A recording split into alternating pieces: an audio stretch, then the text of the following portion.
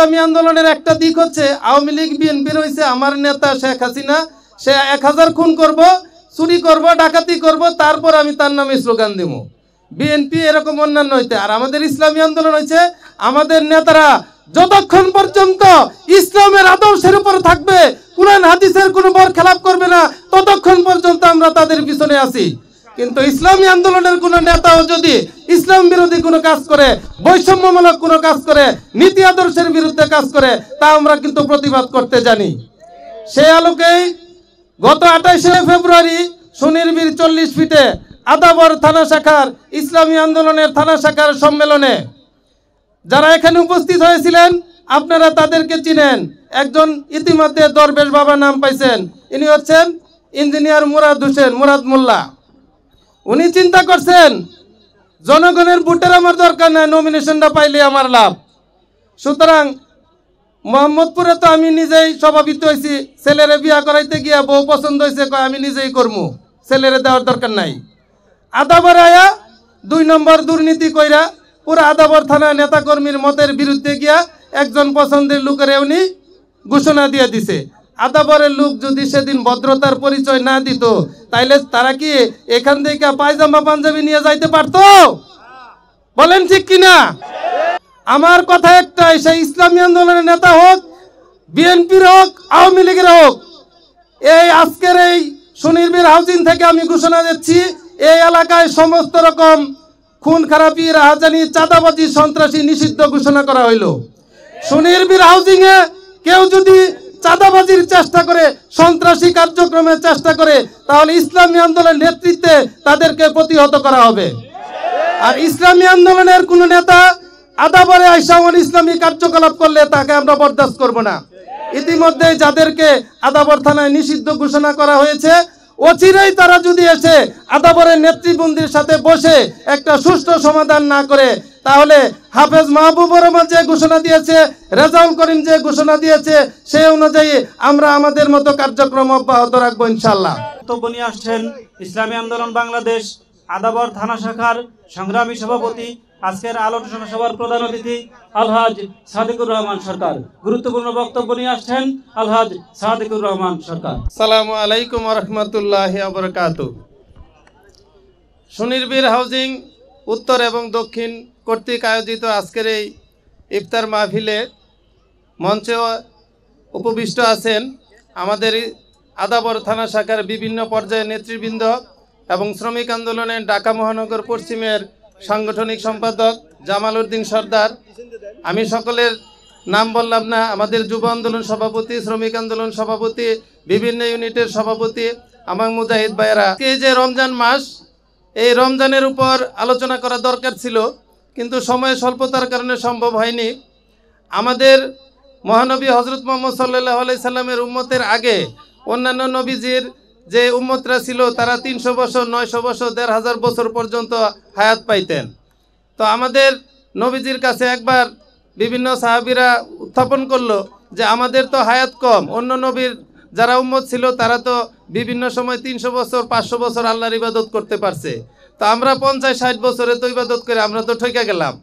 তখন নবীজি বলল যে না, তোমরাই হইছ শেষ উম্মত, আল্লাহর প্রিয়, তোমাদেরকে স্পেশাল কিছু সুযোগ দেওয়া হবে। সেই স্পেশাল সুযোগগুলির মধ্যে একটা হচ্ছে শবে বরাত, শবে কদর, আর হচ্ছে পবিত্র রমজান মাস। আপনারা জানেন এই রমজান মাসের বদৌলতে দুজকের শাস্তিও বন্ধ থাকে। তো এই রমজান মাস, 1 মাস ইবাদত করলে 1000 মাসের ইবাদত করার সমান, 1 টাকা দান করলে 70 টাকা দানের সমান। আপনি যদি ইসলামের জন্য একটা ভালো কাজ করেন 70 গুণ সওয়াব পাবেন। সুতরাং রমজানের যে বাকি দিনগুলি আছে, আমরা সেই দিনগুলিতে ইবাদত বন্দিগিতে কাটানোর চেষ্টা করে শেষ পর্যায়ে আমি অতি সংক্ষেপে 2-1টি সাংগঠনিক ইসলামী আন্দোলন বাংলাদেশ সম্পর্কে বলেই আমার বক্তব্য শেষ করব। আপনারা এখানে দেখতে পাইছেন যে জনাব আজহার উদ্দিন এবং হারুন মোল্লা ভাই, দুইজনকে আপনারা চিনেন। আপনারা একটু আগে দেখছেন যে আজহার উদ্দিন এই ইউনিটের ইসলামী আন্দোলনের সভাপতি। সে কিন্তু এই ইফতারের যে ডালা দইরা কিন্তু শিরে ভাইয়া উপরে উঠাইছে, আপনারা দেখতে পাইছেন। এবং হারুন মোল্লারাও কিন্তু আপনারা এই যে ইফতার বিতরণের কাজে দেখতে পাইছেন। তো এই যে একটা ইসলামী আন্দোলনের ইউনিটের সভাপতি হইয়া তারা কিন্তু মঞ্চে বসে থাকতে পারতো, তাদের কর্মচারী অন্যান্য নেতাকর্মীদেরকে দিয়ে কাজ করাইতে পারতো।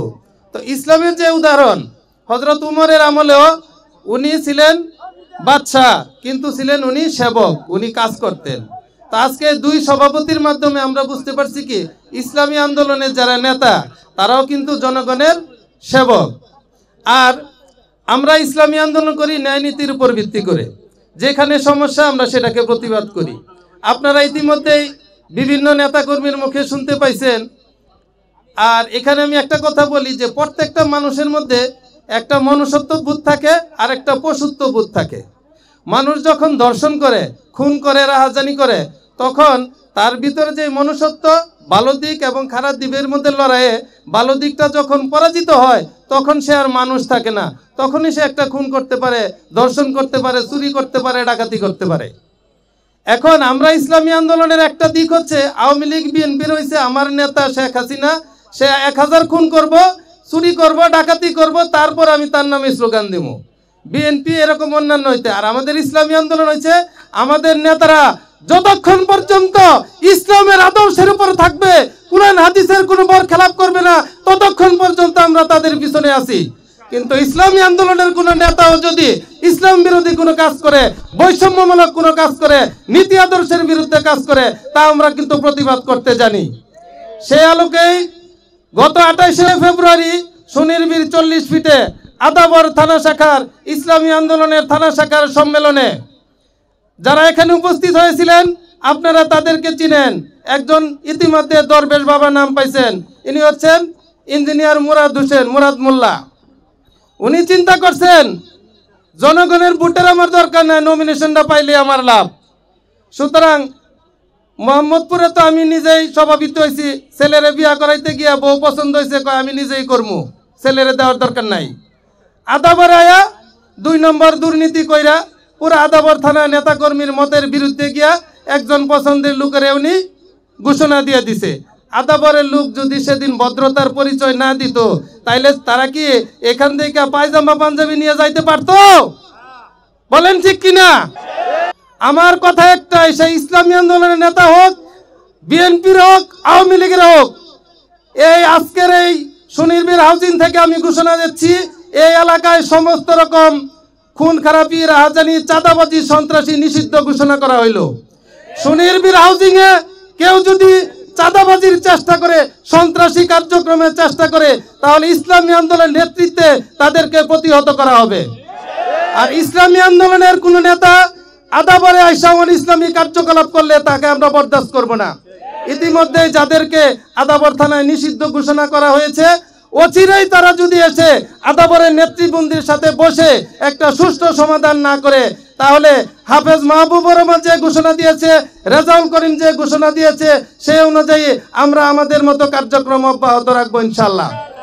আগামীতে সবাইকে ন্যায় নীতির উপর ঐক্যবদ্ধ থাকার জন্য, বাতিলের বিরুদ্ধে ঐক্যবদ্ধভাবে সংগ্রাম পরিচালনার জন্য আহ্বান জানিয়ে সুনির্বির হাউজিং এ যারা আজকের সুন্দর আয়োজন করেছে তাদেরকে ধন্যবাদ জানিয়ে আমি শেষ করছি। আল্লাহ হাফেজ।